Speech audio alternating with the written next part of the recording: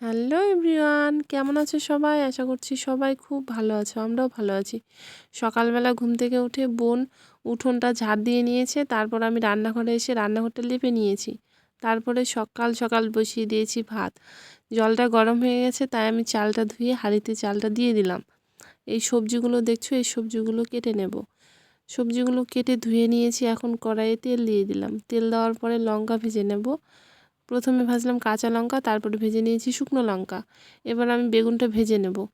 বেগুনটা ভাজার পরে আমি কিছু সবজি রান্না করেছিলাম, সেগুলো রান্না করে নিয়েছি, কিন্তু ভিডিও করা হয়নি। রান্না আমার হয়ে গেছে, খেতে বসে গেছি। নিয়েছি ভাত, এই যে দেখতে পাচ্ছ তোমরা কি দিয়ে খাচ্ছি। বোন আর আমি খাওয়া দাওয়ার পর রেডি হয়ে যাচ্ছে একটু দরকারে। ভিডিওটি তোমাদের কেমন লাগলো অবশ্যই কমেন্টে জানাবে।